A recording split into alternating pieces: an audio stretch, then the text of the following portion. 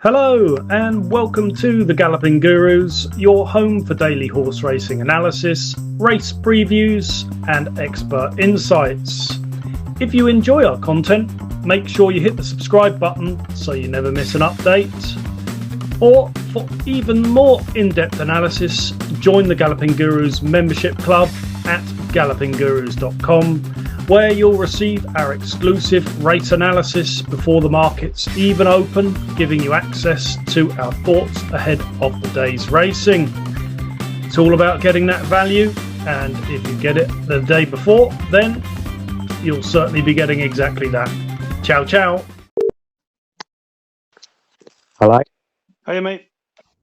Hi. All right. Yeah, all good, thanks. You? Yeah, all good, thank you all. Well, the Florida Dreams, hey? I mean, when I got this out to the members, it was 20-1. Some people have got 20s. It's now 2s. I mean, it has been absolutely hammered. And, ultimately, that's what we try to provide is the value, especially to the members. I mean, obviously, we're not going to be betting it at 2-1 now, but that is what we provide. And, that's half the battle is getting the value, isn't it? For us as well. I mean, it's a much bigger nightmare for us, isn't it? Because, of course, we don't have these accounts that we can go jumping on at 20-1. But fingers crossed for that. Very interesting. I can't believe they opened it at 20s. But crazy stuff, mate. Yeah, big move. Yeah, big move for an interesting runner there, and I'm going to speak about this a little bit as well, mate. I was a little bit incensed when I saw a post put up by Nick Luck yesterday about the owner of Bet365, Denise Coots, has just gone and bought horse for 580 grand and has put it in with Dan Skelton. And I voiced my irritation a little bit because we are a community. The Galloping Gurus is a community that wants to help the punters. And from my perspective, voicing my opinion on how I've been treated over the years by the likes of Denise Coots, who gets paid 104 million quid a year, takes 176 in bonuses. You're talking 280 million pounds a year in payments from her company, and that's largely or is all down to accepting plays from losers. And the fact that they any of the bookmakers, this isn't just her, but I'm aiming at her a little bit right now because of obviously what I saw on the on Nick Luck's thing, and he's obviously advertising that as, oh, isn't that wonderful and everything. Well, I suspect Nick's got a nice account with 365. They've probably let him have a little bet. I also don't think that these people should be infiltrating racing yards, because from my perspective, I think it's a conflict of interest, but particularly towards the punter, because you can't tell me that they're not going to be on the phone to Dan saying, "Oh, anything going on today?" Do you know what I mean? It's just a little bit stinky. But I did voice my opinion yesterday because we are not able to get these prices, and I'm not suggesting for 1 minute they should turn around and say, "Oh, here we go, come and bet as much as you like to get as much as you like down." I agree there should be a limit, but everybody should be given the same chance to place a bet when these huge gargantuan companies are earning billions every year from losers. And if you show the slightest sign of knowing what you're doing, you're gone instantly. And it just kind of rolled my back up a little bit as soon as I saw the fact that she'd gone and given 580 grand for a horse and chucked it in with the Skeltons to go like that. He was voicing it as if it was some massive positive sort of thing, but I do find that most of the people that work in TV racing are licking the bookies' asses, and I'm sure that there's a big reason for that. But anyway, I just wanted to voice that because I want everybody to know that we are not on the bookmakers' side, and the big ones. We've got friends on the track; they'll take bets. They're great. I'm talking about the big onliners, and ultimately, we are trying to find you guys the prices so that you're able to take advantage. Right, okie dokie. I don't know if you've got any thoughts on that, mate, but I'm pretty sure you haven't been able to get on with any of these guys for a very, very, very long time either. No, no, I certainly haven't. But then you look at like people like Betfred and whatever, they've had horses for quite a while, haven't they? Yeah. In partnership with Ferguson, and that they've all been with, I think they've been with people like Aidan O'Brien and other big trainers. So it's not just suddenly come about sort of thing. It has No, been going on for a while, hasn't it? it has. I mean, some of the yards are sponsored by Corals and things like that. I think that's a tremendous conflict of interest. Personally, if I owned a horse in the yard, well, I wouldn't own a whole horse in the yard that was sponsored by bookmakers for sure. But I just think that us as a community, our side of things are not supported enough, and that is definitely what we are here for. We are here to support a community, the punters. We're the punters' friend, so we're glad to have you on board. Okay, all right. So we're on to the next tomorrow's. Unless you've got anything else to talk about today's. No, I've got very little interest in today's personally. Obviously, I hope ours goes in, but I won't be getting involved in anything. No, okie dokie.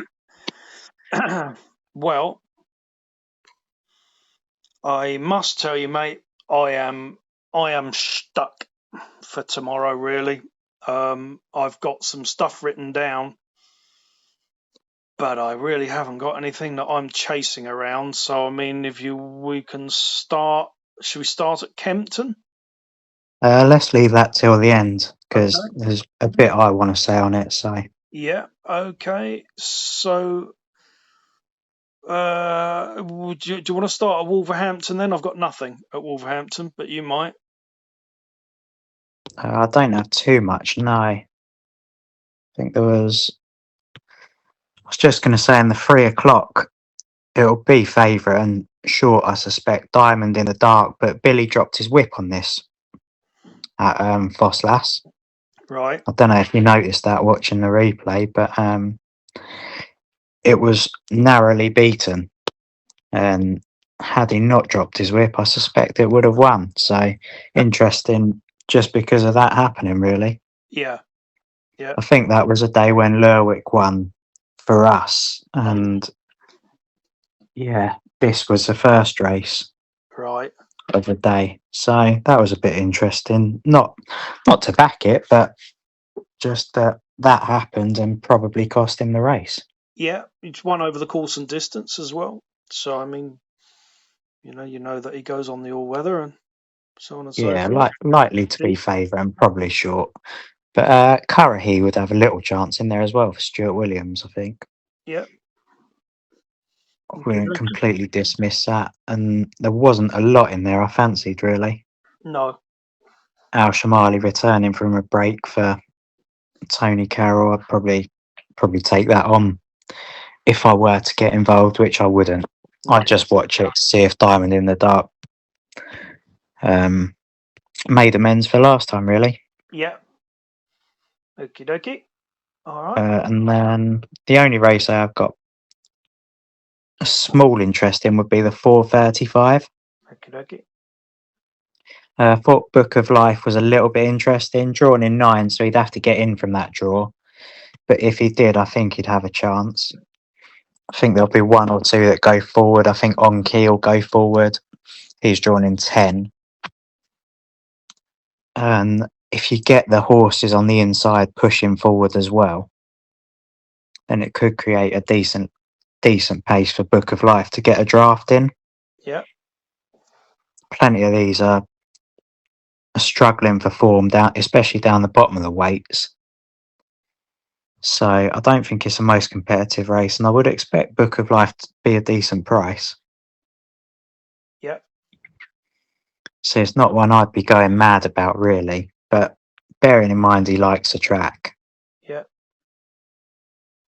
I think he's in reasonable form. I mean, things didn't go his way last time, but at Carlisle, the second there, bearing in mind he doesn't go quite so well on turf, that was quite a good run.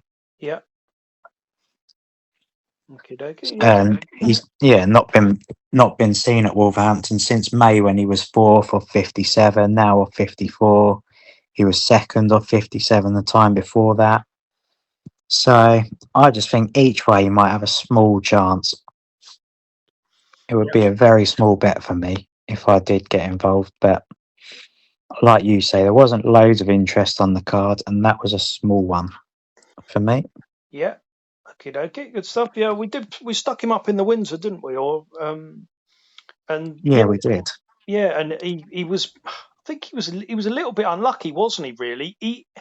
Actually, I kind of felt like the jockey. This is all from back thoughts. I actually think if the jockey had managed to keep the horse straight, he'd have won, wouldn't he?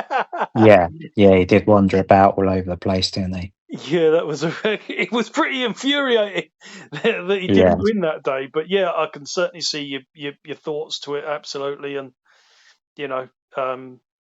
it's one of them, exactly like you said, very small if you're thinking about it. And yeah, if he was 10-1 and you chuck £2 on him or something, you might get a result. Yeah, it could certainly be thereabouts hitting the frame, I think. Okie dokie. Anything else at Wolves? Nope, that's it. Right. Okay. Well, as you can imagine, I've got nothing for Catterick, but you might. I don't. No, I don't. No. Nothing for Catterick. So we'll go to Newbury. I've got something just to talk about in the 6:30. Other than that, I've got nothing. Mm-hmm. Let's head to the 6:30 then.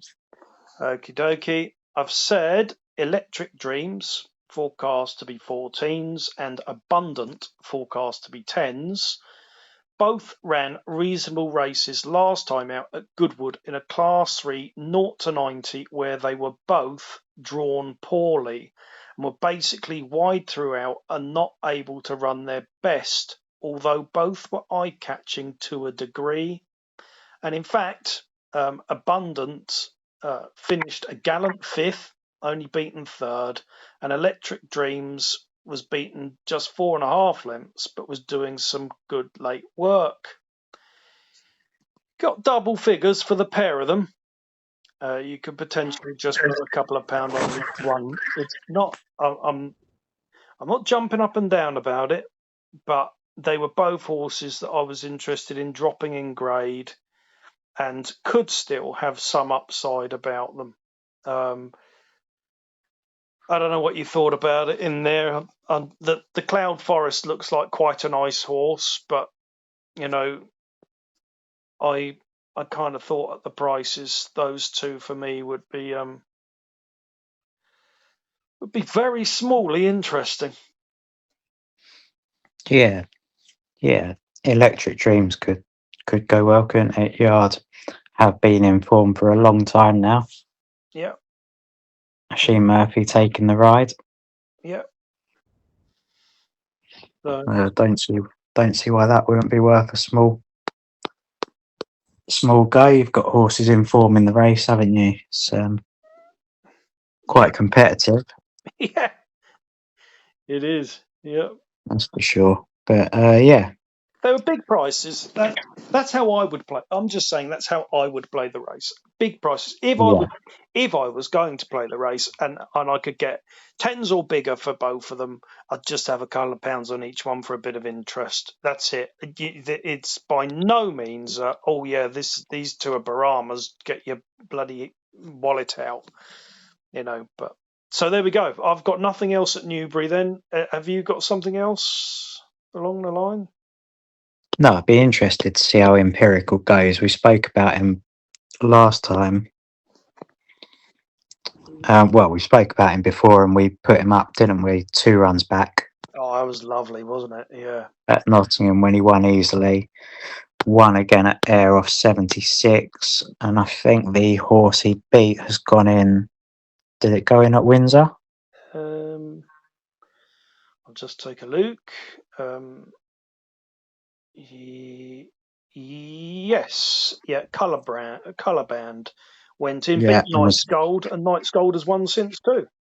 Yeah, so I didn't think that form was actually too bad. No. And colour band at Windsor was bet like defeat was out of the question that day, and he was quite well backed in that race at Ayr. So I suspect that form is actually pretty decent.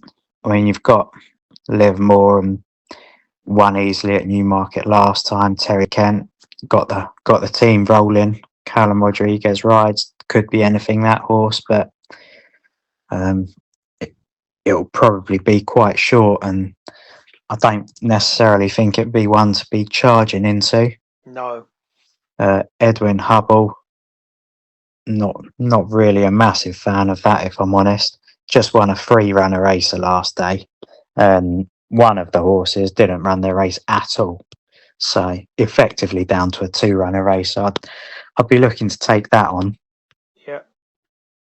And to be honest, I didn't really like a lot of the others in the race.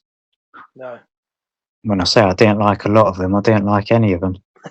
So yeah, it would depend on what price Empirical is. I'd be banking on them putting the Terry Kent horse in quite short, and probably Edwin Hubble, bearing in mind it's got a Sheen Murphy on. Yeah. So if Empirical was third in, then I'd probably chance my arm at that. Yeah. Have a small bet on him, and I think he could. I'd be surprised if he didn't beat at least one of those two. Put it that way. Yeah. So depending on That's price, all he's right. forecast to be 5-2. Livermore 13-8. Edwin Hubble 13-2. So Yeah, you see, I'd expect them to put Edwin Hubble in shorter than that, and I'd expect Empirical to be bigger than that personally. Yeah. So I'd be looking for Empirical around the 4-1 mark to be getting involved. Whether he will be, obviously, Yeah, exactly. It's guesswork this far in advance. But if he was, I'd take a chance. If he wasn't, I wouldn't. I'd just watch it. Yeah, exactly. There we go. All about value, Max. Yeah. Yeah. Yeah. Okay. Well, we'll get on to Kempton then. I've got nothing to talk about until the 7:21. Yeah. And even that is a talk about job from my perspective. I've said that Geeser I liked when entered last week, but it was an easier assignment, I thought. There are a few in here. Mary won a maiden here easily, beating horses rated £9 more than her off level weights. So she has an obvious chance off 78. Afrage is back on the all-weather. Shushu is interesting for the Roger Varian yard, having had a little break and was a little bit eye-catching last time out. Lightly raced start and is lightly raced. Star Mirage, all-weather form looks quite good, so it could be interesting dropping in grade. Fallon on and back on the all-weather. So there we go. I've only mentioned 5. Needless to say, my wallet's not coming out, but Max might have unearthed something better than me. No, I do think it's a competitive fillies race for sure. It's quite a good one. Yeah. I'd be looking forward to it. I don't really like Afrage, I must admit. The horse pulls its chance away. I think it's quite a horrible horse, really. Yeah. I think it's got a lot more ability than it allows itself to show. And yeah, I mean, obviously, if it settles, it could go well. But on what we've seen so far, it doesn't settle. So I'd cross that off the list for me. Mary, like you say, was impressive here last week. This is definitely I think it's a tougher race. I know it beat horses with decent ratings, but I don't think a lot of them ran their race that day. Mm-hmm. So I wouldn't necessarily be with her. Star Mirage is interesting because obviously it ran in a novice round. I think it was round here, wasn't it? Yeah, and then was shipped off to Dubai for 2 runs. Came back at Goodwood, so that most certainly has a lot of potential and could possibly be anything. That would be the one I'd almost put an asterisk next to as could win, could finish out the back. Mm-hmm. Neither would surprise me there. But I was a bit interested in Bridget's View here. Okay. She's been with the Stuart Williams yard for a little while now. They've not unlocked the key to her. But last time here at Kempton over the 7, she ran all right in 5th. That was a better race than this, and it wasn't even a fillies race. So she's got almost like the double drop in class, really. Mm-hmm. She's got Ross Orion riding, which is an unusual booking for Stuart Williams. Who wouldn't book Rosser for too many. No. Got the cheek pieces on, drawn in 3. Yeah. Should be a little bit of a price. I think this could go well. Yeah. So I'm a little bit interested in that, and if it was a decent price, I'd probably chance my arm at that. Okie dokie. All right. That's that race then. I've got nothing else to talk about until the 8:51. So, got anything? All right. No, I think I was just going to say it's a little bit interesting in the 751 that William Buick rides the Jane Chapwham horse, Lady Kirk, because Jane does like to book good jockeys when she fancies them, and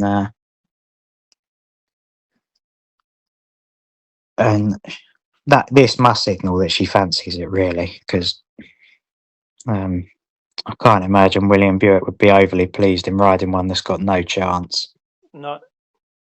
It's gone up £8 for its second here last time in a novice, which most definitely was an improved run because I didn't fancy it at all that day. No. So I'm not suggesting backing it, but for an interest point of view, I would be interested to see how that went. Yeah. Okie dokie. Nothing 8:21 for you? Yeah, I've got. Yeah, don't worry about that. I've got stuff in here. Okay. We could get a strong forecast pace here with Aegeus and Harry Up in the race. Yeah. Both of them like to go off relatively hard. I mean, both of them got good course records. Harry Up was heavily bet last time at Sandown and won. I mean, I didn't fancy him at all that day on the old grass, but in he went, signalling he's probably improved a bit. So drawn in 3, Lewis Evans on. I think he could go well. I've got a feeling this Aegeus was a little bit of a almost fluke, really. Yeah. I just can't really believe that last run. He went off so hard, didn't he? And nothing got near him. I honestly, mate, I think any time Oliver Cole gets a winner, I always think it's a fluke. Yeah, I can't get it it was right bizarre. ever. Nah. I mean, that was a class 5, and this is obviously a step up in grade, which I don't know. I just don't believe he'll do it again, personally. And £10. His all-weather record is all right, but I'd have to be against him. Yeah, £10 is a big hike too, isn't it? Yeah, it certainly is. Yeah, and a much better race as well. Yeah, this time. You've got Bint Ariana in there, one at York, 2 runs back when heavily bet again. She's been quite consistent. The only bad run coming last time. So I wouldn't completely rule her out, but I think I'd be against her. And we've got our old friend Caviar Cowboy in here, back on the all-weather. Yeah. Absolutely loves the all-weather, doesn't he? And not so keen on the turf from what we've seen. Only had the 1 run, last of 4. Didn't seem to enjoy it quite so much. The strong broadcast pace could mean that he gets drafted into this from 10, because I think Daniel probably have to sit a bit farther back than usual. Yeah. I thought it all depends on if he sort of gets a draft in from a GS in 7, you could sort of follow him and basically sit behind, couldn't you? Or you just take a pull coming out of the stalls. I mean, we always go on that you don't like betting horses that are drawn wide. No. And quite obviously, drawn in 10 is not the draw I like over 6 furlongs. That's for sure. You're No. into the bend pretty quickly there. If he was in draw 4 or something like that, you'd be thinking, well, actually, I don't know what forecast price he is, 8-1. You wouldn't mind taking a little chance, would you? I mean, he was the one that took my eye straight away because we've got previous with him, haven't we? We stuck him up Yeah, at Lingfield when he won, and he was impressive. And and he was we put him up when he got beat by Lord Britain. The gambled on Lord Britain that day, didn't we? Yeah, that as well. Yeah, And exactly. I mean, he was unlucky to bump into that because Yeah. that had quite a few pounds in hand. So I'd be interested to see how that went. And what's the forecast favourite in here? Do you know? Yeah, Aegeus. Oh right, well 9-4. that's I mean, crikey. I mean that's Ridiculous. absolutely terrible price. There's no way on earth that's going off 9-4 favourite tomorrow. No, it's not. No. I mean, there's any number of horses in here that could be bet that I've mentioned, and the one I haven't mentioned that I do think will run well is this Roger Varian horse. How on earth do you pronounce that? Wazir. Yeah, there you go, Wazir. Yeah. Thought I'd leave that one to you. Thank you. Yeah. Ran all right when third here on debut. Quite well backed in at 9-2. There was a little bit of a word that he was useful. Followed up at Southall, went to Carlisle and ran well, and then the wheels came off at Sandown. But the Sandown race was more competitive than this. It was quite a good one. Might just have come a little bit too soon for him. He's been gelded since. He's back on the all-weather, down a pound into a 0-85. And Roger Varian seems to have some quite progressive 3-year-olds in the stable, and this could well be another one. Yeah. So if I had to get involved here, then it will depend on price as to whether I do. That would be my selection. I think he could be a little bit exciting, that horse. Yeah. I happen to think you're pretty right, because not only that, I know that the John Butler horse, Zane Primus, that won that race at Kempton, they think a bit of this as well. And I think Wazir did pretty well to, be closing down into a never dangerous third, but either way, ran a cracker. And then Yeah, that was quite a good race actually. Yeah. It was. Just backing up your point about Zane Primus, he looked an absolute monster that day in the paddock beforehand. I remember calling you after. Yeah. And saying about it. Yeah. And then you've got the scenario where he finished second to Freddie Steady Go. Now, that race isn't working out very well, but to be honest with you, that was on soft ground at Carlisle.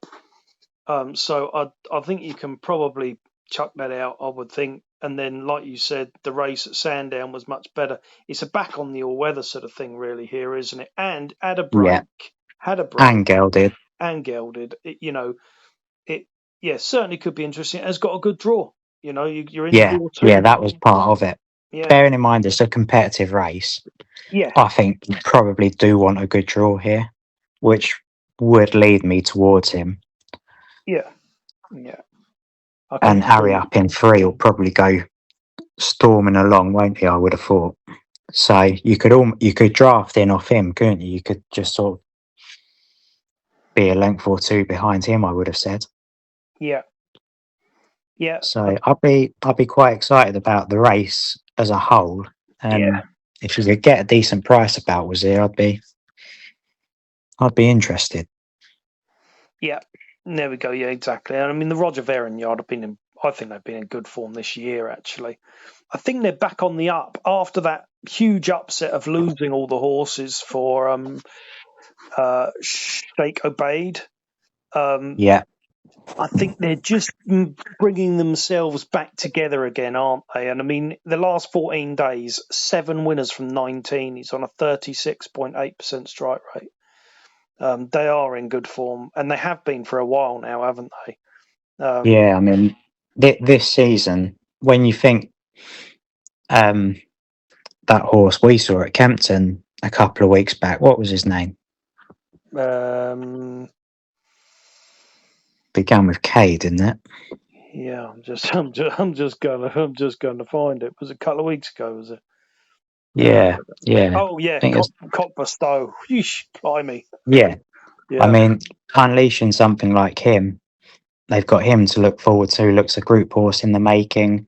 They've got Rami at York, another progressive handicapper. Looks a group horse. Yeah. They're bringing them along sort of slowly and taking their time with these types. Yeah. Knowing that there's no rush to get them to where they eventually will be. No. So I think it's quite exciting times for the stable, really.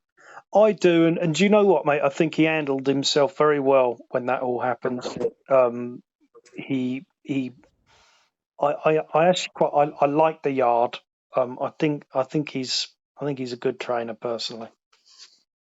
Yeah, and I mean, you do get drawn into these, really, don't you? You see, bearing in mind we had a good result with that Cockburstow, and yeah, Rami's been a particular friend of mine. Yeah, this year. As soon as you see a horse with a lightly raced profile from the same yard, you do take a second look. High profile owner as well. I mean, yeah, you know they're definitely trying with that. Just the 4 runs for this horse. I'd be surprised if he doesn't get on the up pretty soon again. Yeah. Okay. Well, there we go. I think anything in the 851 or? Tiny bit interested in Hot Silk. Obviously, looked a bit of an unlucky second here last time. Yeah. Okay. Came from a similar position as our horse did, and was probably unlucky not to win. Cheap pieces on first time. I think it could go all right. Okay. Well, I have written out a spiel. I forgot about that. I thought you did. I was wondering why you seemed disinterested in the race. Yeah, probably because I've been disinterested in most of it during the day. I just forgot I had to say something about it. I've said Travelling Man. I played last time out in an apprentice race at Newmarket where he won 6 days ago. No penalty here for winning that by 2 lengths. And if he's in the same form and handles the all-weather, he'd have a fair chance of following up off the same mark. He's only forecast to be 3s, so not exactly a value play. The race is no gimme either. Hot Silk ran an eye-catching race last time out over a mile 3, staying on strongly, only beaten ahead, so the extra furlong can suit. Majid won at Newmarket over 10 furlongs, and so on and so on. For me, the strongest form on show is Travelling Man, but I'm aware of others, and he is only forecast to be 3s. So that's what I've said. I think that Hot Silk was quite eye-catching last time as well. Yeah, I agree with that.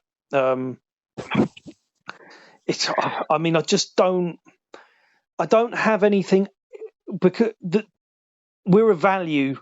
We're all about value, and tomorrow I just don't have anything to say. I've got this at a value price. It just ultimately whoever's listening to this just has to make their own mind up as to whether they think anything that we've said are value prices. Hopefully we've at least mentioned some winners. Yeah, exactly. So there's a chance of people finding something. Yeah. Okie dokie, that's the end of that today. Have a great day, everybody. Okay, so that just about wraps everything up for today. Thanks for listening to today's analysis. If you found it useful, don't forget to like, subscribe, and turn on the notifications so you never miss our daily race previews. For our exclusive early analysis before the markets open, visit gallopinggurus.com and become a member today.